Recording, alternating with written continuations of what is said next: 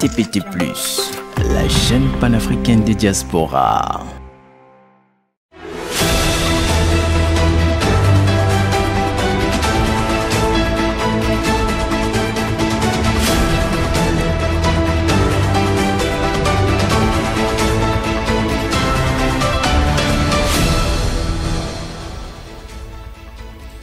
Bienvenue à ce 13h30, le tour du monde de l'actualité sur TPT+, la chaîne du moment. Ensemble, partageons l'information.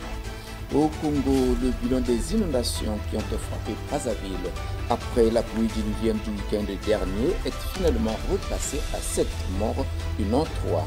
De nombreux blessés graves et plusieurs habitations détruites par la force des eaux. Hier mardi, la ministre des Affaires sociales, Reine Marie-Cécile Mboko-Kimbatsa, a apporté l'appui financier du gouvernement aux familles ayant perdu des parents lors de la pluie qui s'est abattue sur la capitale.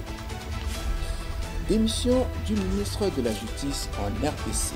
Si cela se confirme, cette démission de garde des Sceaux, ministre de la Justice Constant Mutomba, fait suite à une série de controverses judiciaires et politiques qui ont ébranlé son mandat. Constant Mutomba est accusé d'avoir détourné 19 millions de dollars dans un projet de construction de prison à Kisangani. Il est interdit de quitter la RDC et vit sous la menace d'un mandat d'arrêt. Le nord-ouest du Nigeria en proie à la violence des groupes criminels. Des accords ont été passés ces derniers jours dans les collectivités locales de Jibia, Batsari et Mansoura.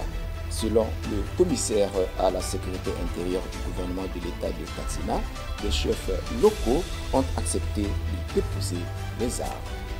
Dans la nuit du 17 au 18 juin 2025, l'Iran a multiplié des salves de missiles contre Israël qui, de son côté, a visé la banlieue de Téhéran.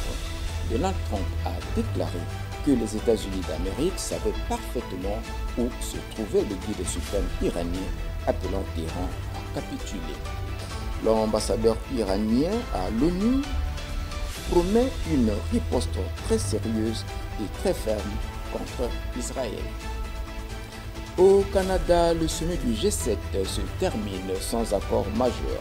Il s'est conclu hier mardi par une déclaration générale dans laquelle les dirigeants du G7 ont unanimement convenu que l'Iran ne devait pas obtenir l'arme nucléaire. Au Soudan, une commission d'enquête alerte sur les souffrances des civils. Selon les enquêteurs, l'armée soudanaise et les forces de soutien rapide qui se battent pour le contrôle du pays font usage d'armes lourdes dans les zones à forte concentration humaine. Le président sud-africain Cyril Ramaphosa était le seul chef d'État du continent africain invité au sommet du G7 au Canada.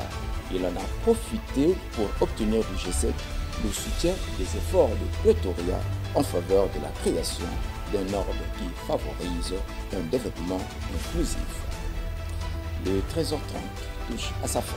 Merci de nous avoir suivis. Je vous retrouve à 19h30 pour la grande édition. À tout à l'heure.